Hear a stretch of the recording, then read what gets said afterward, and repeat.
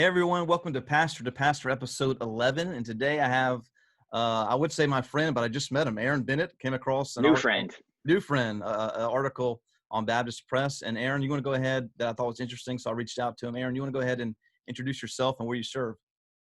Yeah, thanks, Charlie. I'm Aaron Bennett, and my wife Andrea and I moved to Portland about 5 years ago, and we're planting Garden Church right in the heart of crazy, wild downtown Portland. Portland, Oregon. And Aaron, you're a Southerner, so you're from Atlanta, right? Yeah, I grew up, born and raised. So grew up in Gainesville, Georgia, which our water tower says is the poultry capital of the world. I don't know if that's true, but we sure are proud of it regardless. So moved out here 5 years ago, and definitely a culture change in many ways. So tell us a little bit about why you felt like God put Portland on your heart and why you kind of chose to go there. Because it's a sin city, right? And It so, is a send city. yeah. It's a send city and a sin city. So Yeah. whichever. Um, yeah, I really think like our call to Portland is like a lot of folks who have dealt with God. It was complicated, it was long, and I really try to do everything in my power to work with the sovereign God of heaven to try to change his mind. But Mhm. um yet again and again he has shown his faithfulness and relentlessness. So I coming out of college, my wife and I really felt a strong call to church planting. I went to Liberty University and got a master's degree in evangelism and church planting. So that was really the direction we really sensed God calling us. We love the idea of serving the established church. I just love church. I'm a fan of the church in any form or any fashion. But really just sensed that was directly where God was calling us. So we thought we would leave college and join a church plant immediately. So we had a couple of opportunities that we were looking at. We knew we were called to more urban environment. My wife and I met doing theater. So we really, we identify with like arts communities and patrons of the arts and just sort of, we get that group of people. But the Lord just really placed this strong call in our heart to go back to my home church, which is now called Christ Place Church there in Flowery Branch, Georgia, a great strong church of about 2,500 to 3,000 on a weekend. And so for 7 years, I got to serve there in a lot of capacities. I got to be middle school pastor, where I learned how to love people with insecurities, which still applies in my current job. Um, we started and really, we didn't start a college ministry, but we sort of like came in and gave new life to a college ministry and started reaching folks.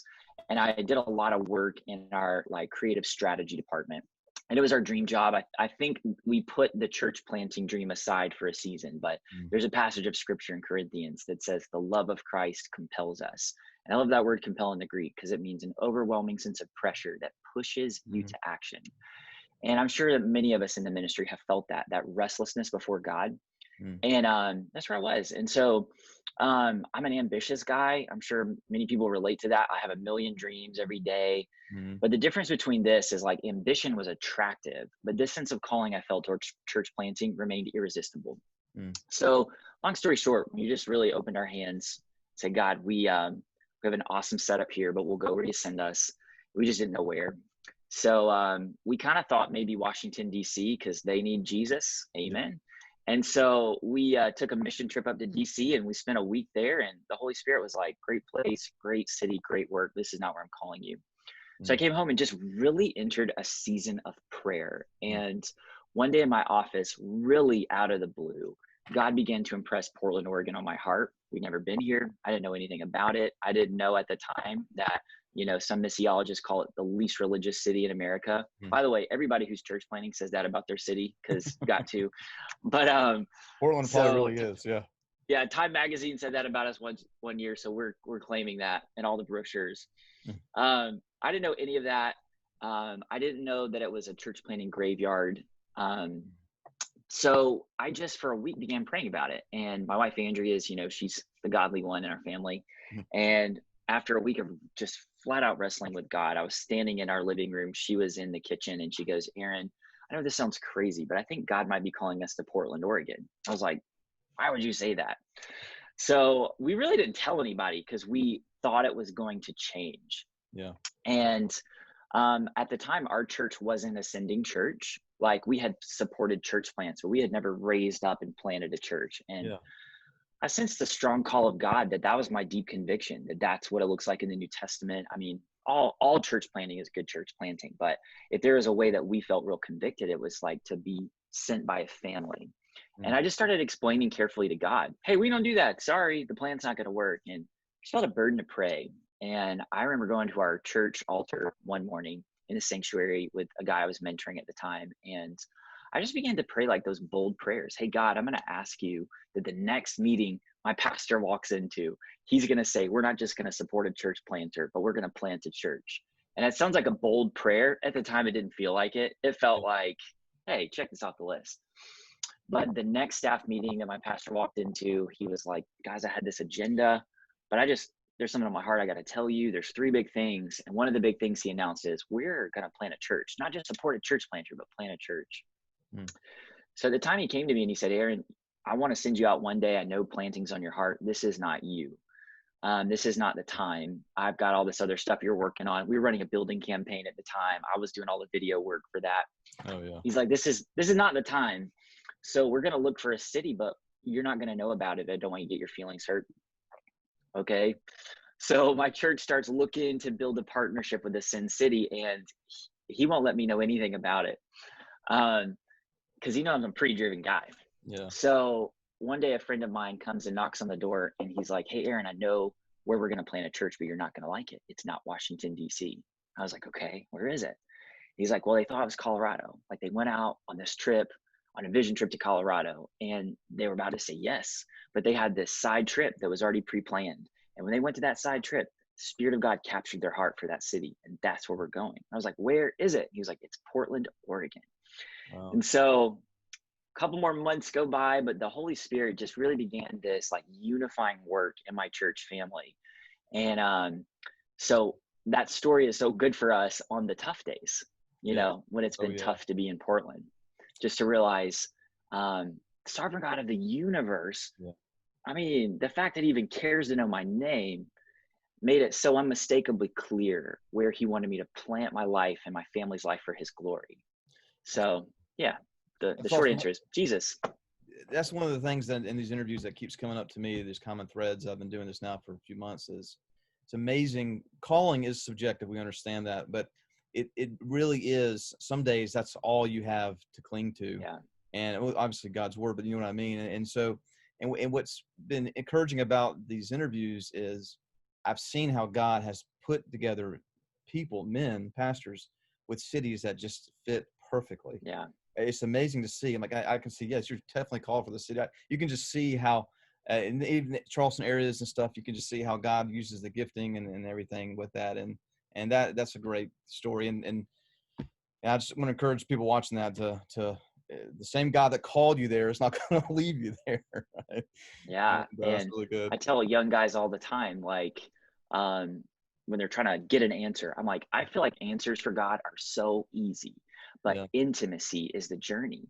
And so I think when I tell that story, I'm covering 6 years, in 5 minutes. Yeah. So it seems like a neat and clean experience, and it wasn't, and I just want to encourage those folks that are still in the middle of that wrestling season, draw near the Lord. Like the presence of God is the gift. He can give us answers whenever he wants. Proverbs 16 says he directs our steps. That's not hard for him. But to tame these rebel hearts in us, to submit to the will of God for the love of God, I think that is the sanctifying work that God did in our lives in the process of bringing us to Portland. That's awesome. Awesome. We'll talk a little bit about Portland. And again, there's TV shows about it. There's a lot about it out there. I mean, yeah. So I don't know if you had to watch like Portlandia as a prerequisite to go out there or anything like that. I mean, so we did. You almost have to, right? And, just cut out the bad parts. But yeah. So I mean, I don't know how you do that, but talk a little bit about Portland if you could sum it up. And you've been there, like you said, 6 years, so you've probably done pretty good cultural exegesis. So. Hopefully we're still getting there. I think that we were overwhelmed by the reputation of Portland. Like when we first came here, we were like, yeah, they got good restaurants. This is real cool. Yeah, I'm like, I just was flooded with memories sitting there for a second. That's okay. I think that one thing I was really determined is not to buy into the enemy's narrative about this city. I was like, if God is calling me here, then there's a deeper story that I'm determined to find. So I think as an analytical person, as an exegetical mission, like Bible studier, but then, trying to exegete a culture, Yeah. I was like, I want to know the reason behind the reason for everything. I mean, a quick story, like one of our first preview services we ever did in 2017, it was summertime, and my brother, Bryce, 15 years old, was helping me set up in the space on a Saturday night. And Sunday morning was like our first big preview service. And we hear this commotion outside the window. And I look outside, and I'm looking right down Third Avenue, and all I can see are naked backsides on bicycles driving by. Wow. And it was hundreds and hundreds of people. And come to find out, it was the annual naked bike ride. And so this whole time, I'm like trying to protect my brother. And my joke is there were no stars out that night, but there was a full moon. And so we waited it out until we heard all the commotion go by. And then I'm like, all right, Bryce, it's time to go. And we got in the car and we turned right onto Nato Avenue, which is by the river. And all of a sudden, the police stop us. They're stopping traffic. And the parade had been rerouted, and it was just all around us, like only in Portland. So that stuff really does happen. But there is a day, like whenever we train mission teams here, we talk about how Jesus had this amazing capacity that Jesus was always honest about sin, but he was rarely shocked by sin in his posture and countenance, because he knew that he was the answer for sin. In the scripture, it says Jesus became sin, right? For us, so that he could die. So one thing I say is, like, Jesus didn't become sin so he could condone sin. Jesus became sin so that he could defeat sin. So I think from the beginning, like, we sort of walked in with an eye on the real enemy and not the captive. I talk about that a little bit in the VP article. Like Ephesians 6 says, like, the real enemy of Portland is not the person who has different political beliefs than us. It's not the person who has different lifestyle practices than us. Ephesians 6 says the enemy is this nefarious old demonic brute called the devil. And he loves to do nothing more than like what a wicked old warlord would do in the Middle East. He loves to hide behind human shields. And so a lot of the anger that I see that people feel, they feel anger for the captive, not the enemy. And I'm like, man, the most subversive thing I could do against that brutal enemy is to remember that those people with those practices that are different than mine are folks that Christ has died for. And by the way, I still believe the gospel is still the most powerful force the world has ever known that works for those who believe. And so I really just, people, I had one good old boy from Georgia when we were fundraising, and he goes, Aaron, I believe in Trump's wall, but I think he's trying to put it in the wrong place. I was like, yeah, tell me. He goes, I think we ought to build that wall right down the middle of the country. And I think that we should put all the conservatives on the right and all those liberals on the left. And in 5 years, they'll be screaming to get back over the wall. And I looked at that person. I said, yeah, but you know what Christians would do? You know what Jesus would do? He would send missionaries over that wall. And he was like, well, I can't argue with that. And so I think we see it as our mission to fight to be that gospel presence. 1 Corinthians 1:5 has been a guiding passage for us. And it says, this is the message we've heard and we declare to you, that God is light and in him there's no darkness at all. Awesome. So I don't care how dark you think the place is that you're going. When the light of Christ shows up, something happens. And so it's forced me more than ever before to put my hope in the seismic, unyielding, unending power of the gospel. And I'm like, that's what I live for every day. Nothing else will work. Absolutely. That's great. Tell me a little bit about then, and without getting too theological and how, salvation occurs and that kind of thing, but just in general, tell me a little bit about when you're presenting the gospel or when you have seekers and searchers in your church and this kind of thing. What do you think are some of the idols, the obstacles in Portland? And of course, it's all literally idols are all the same everywhere, but in Portland, how does it manifest itself that you see that you have to kind of get across? Yeah. So a couple of years ago, I was working with my buddy in London, England, in the Bromley area for a church plant. And one of the campaigns they had us do is to go out and just do street evangelism. And so I got to talk to dozens of Londoners that week. And I experienced a true, honest to heaven hostility towards the gospel. Like just the name of Jesus would create this distance and a wall and cause people to bristle. And I've never experienced so much anger. Like I've spoken with atheists in Georgia on college campuses. Yeah. University of Georgia has a high population of atheists. I've worked and done ministry there. I never experienced that level of hostility than in London. And I think I thought that would translate pretty well to Portland, and it hasn't. Hmm. So one of the things, like the way we started our church was through a campaign we called the Portland Jesus Project. Took a simple gospel survey, and we would offer people free ice cream to stop and have a quick conversation. We took people from Georgia that had never shared their faith before.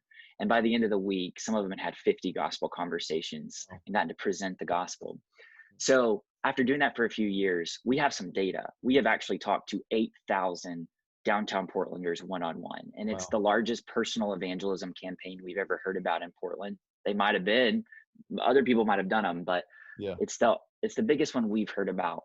And so I was stunned by some of the data that answers your question, like what are the barriers? So we would ask things like, what do you think happens to you after you die?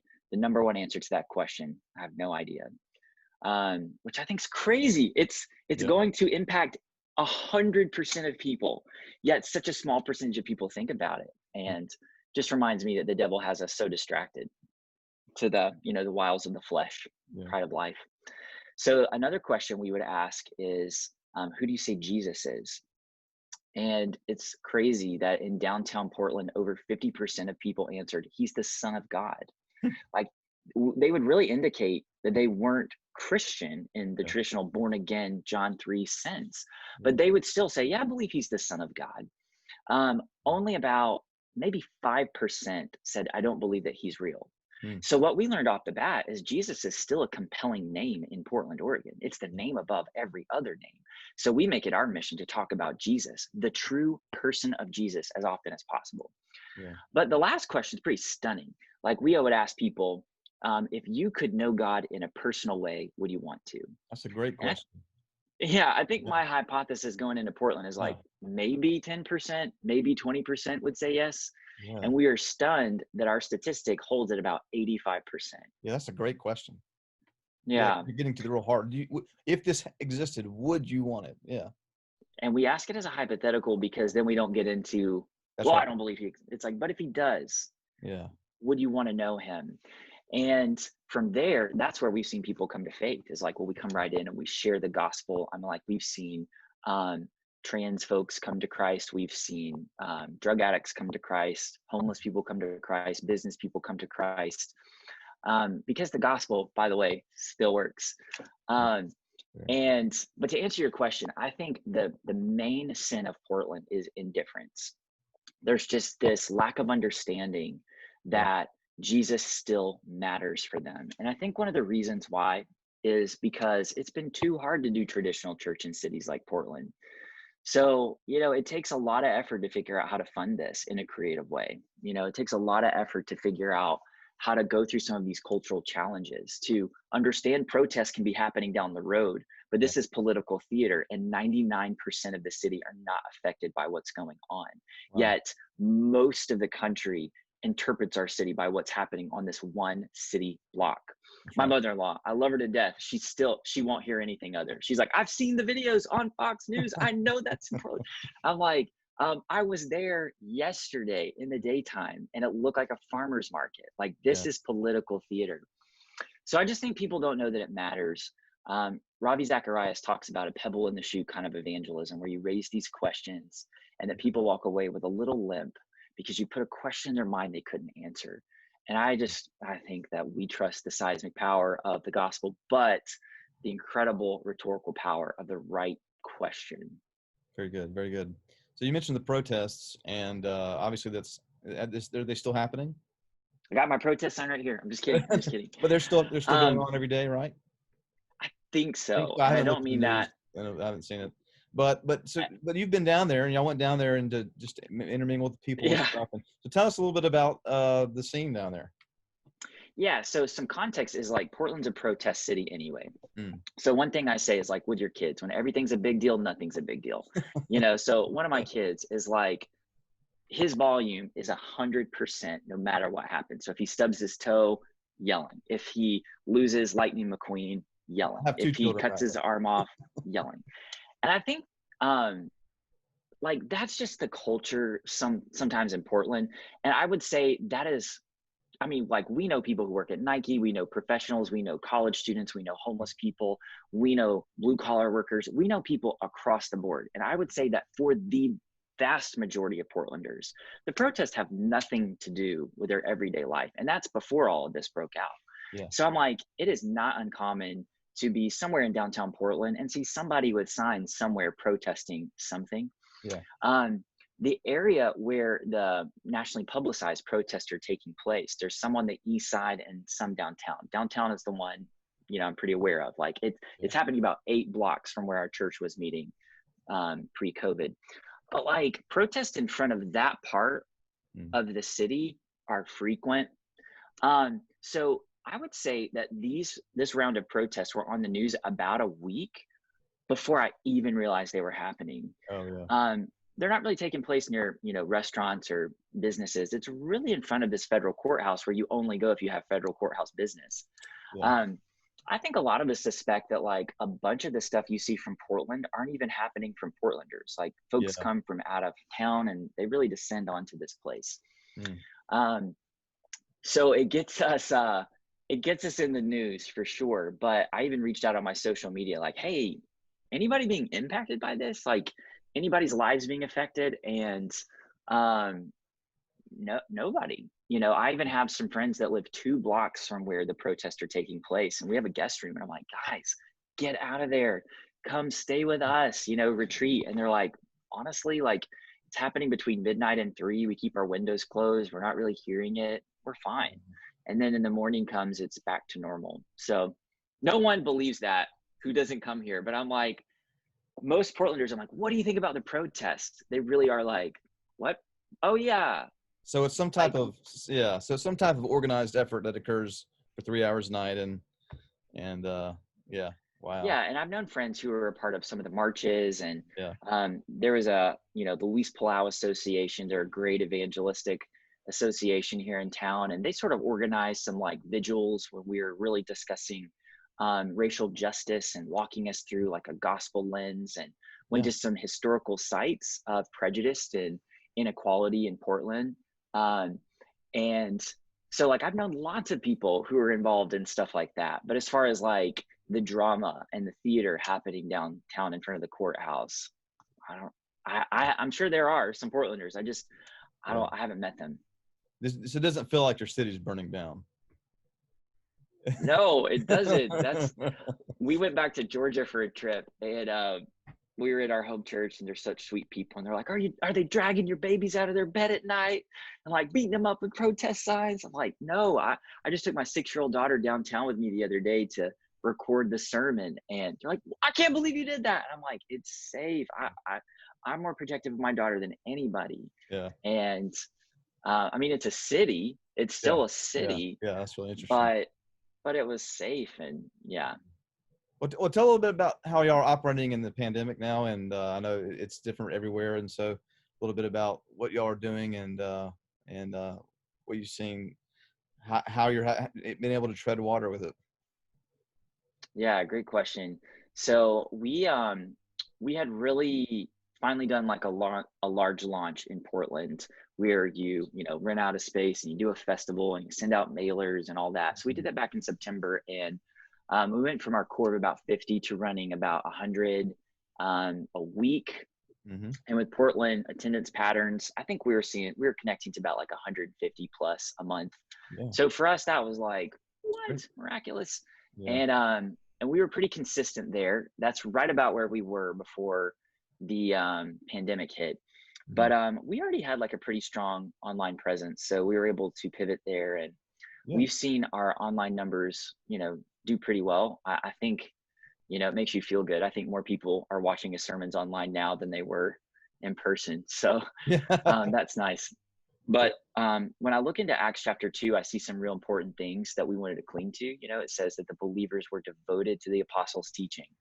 So if I translate that to our current numbers, I'm like, I still see a devotion to the teaching of God's word. And that gives me a lot of encouragement. How do we maintain that? How do we keep that? Mm. But it also says that they were devoted to fellowship with one another. And I think COVID has made that hard for everybody. How do we maintain a sense of togetherness and fellowship? So, we, like everybody, we're leading a divided people. We've got some people over here on the Venn diagram that are like, I'll never do anything online. I just can't do it. We've got other people who say, I'll never do anything in person. And then Yeah. somewhere in the middle, we've got this people who'll go with us about anywhere, despite preferences. Yeah. And so I think for me personally as a leader, I just stopped waiting around till everybody got on the same page. And I started to say, how can we create options the best we can to bring gospel experiences to a divided people? So one thing that we're doing right now is, in Portland, we're just on the brink of being back on lockdown.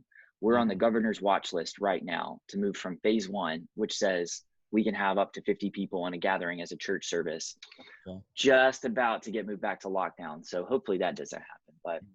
But we're starting just some watch parties at safe sites. We've rented like a small event space downtown. I actually think we're about to take it over. We're about to take over the operation as like a rent-free business model. So we'll operate it during the week and rent it back out to the public to offset our rent costs, and hopefully our goal is to be rent neutral one day. Yeah. That's a crazy story in itself. It's a model out of San Francisco called Neighborly that we were looking at. And we had rented from them before, but because of the pandemic, they're going out of business. So I called them up. I said, can we take it over? And we're actually in negotiations today to sign that lease. So wow. Great. Yeah. So we're opening up back safe sites. We're going to make those optional. We still have a robust online presence where we're focused on engagement. We have a digital lobby where we set up anywhere between 1 to 4 opt-in Zoom calls immediately following the service, just to try to recreate experiences. Yeah. And our midweek life groups, we put those online as well, to medium success. I think like everybody, we have some work to do to keep people engaged from Zoom fatigue. That's right.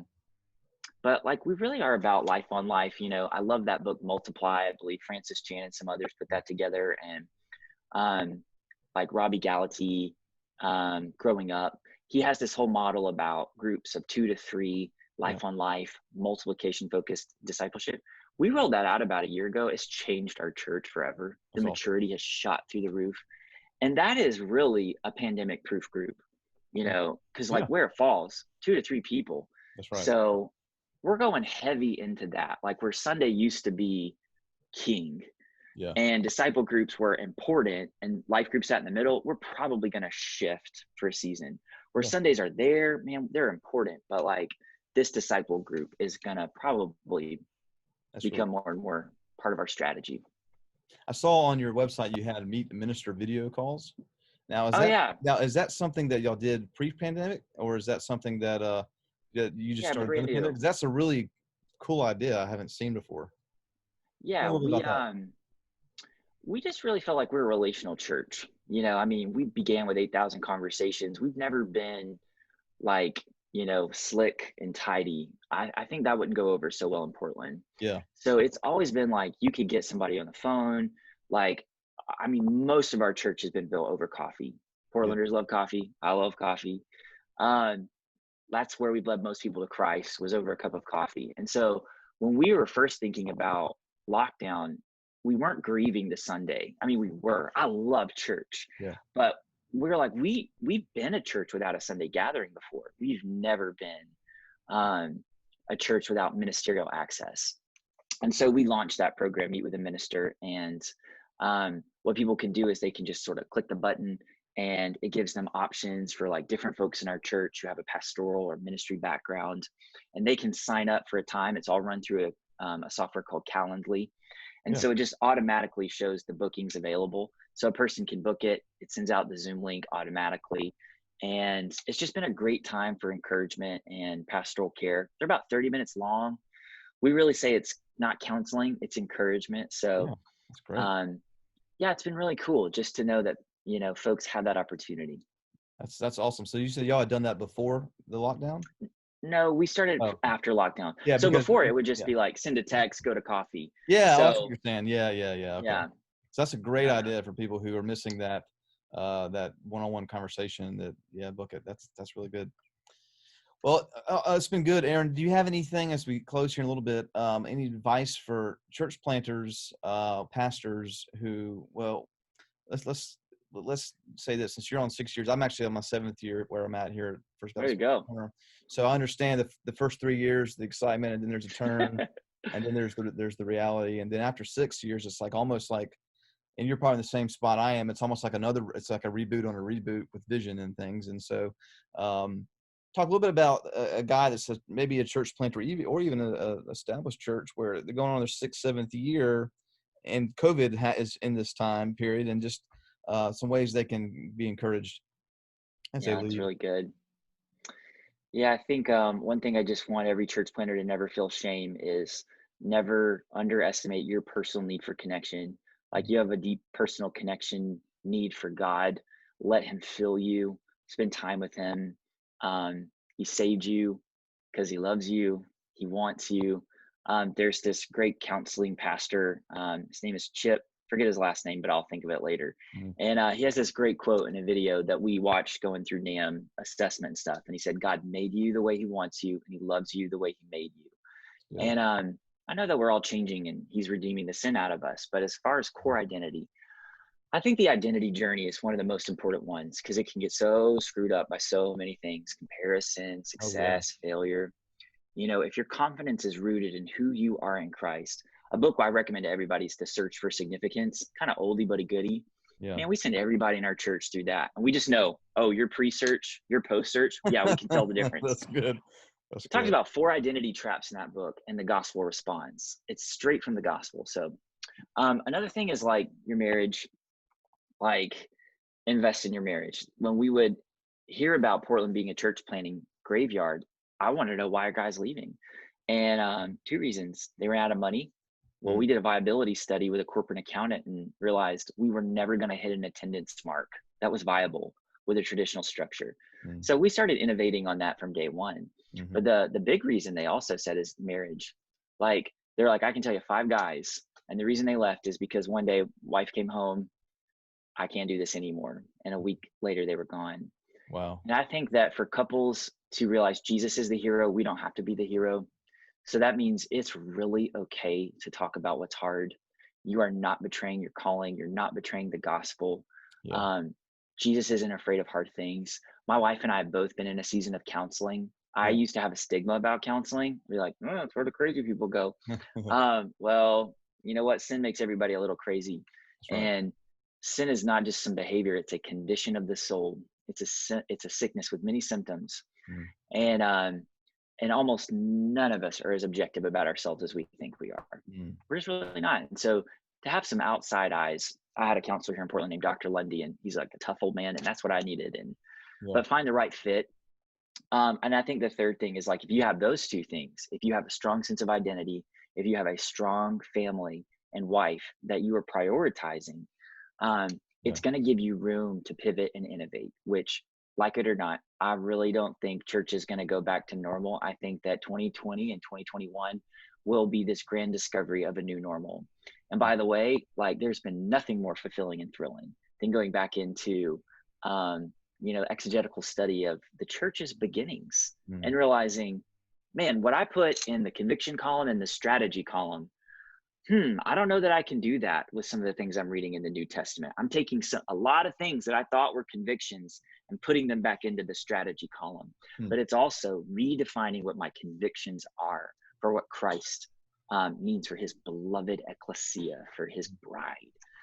So I think innovation will be the name of the game, not for the sake of it.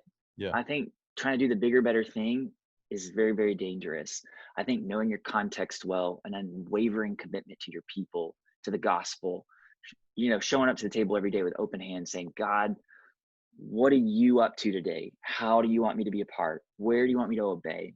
How can I be brave? How can I be bold? How can I be innovative? Taking risks. But I think that's it. I think we're going to need some tough gospel preachers. And I think there's a lot of us out there. I really do. And I think this is the moment that we've been made for. And it's time to stand up. Very good. Very encouraging. Aaron, anything else you want to end with? Or is that good? Or anything else? Just praying for Monk's Corner, Charlie. I just believe in what you're doing. That's right. Just God's going to use you, brother. Appreciate and Yeah, and thanks for bringing unity to the body. You know, in 1,000 years from now, we're all going to know each other, Isn't that great? and we'll know what his face looks like. We will Great. have witnessed the defeat of that wicked enemy, and everything that looks tough now, we'll look back and just be Yeah. like, wasn't that funny? How big of a deal we thought. Then all the But the Southern victory Baptists and will be here, and there'll be a big hedge, and others ahead will be everybody else. I'll be looking over. Yeah, that's What's going right. on?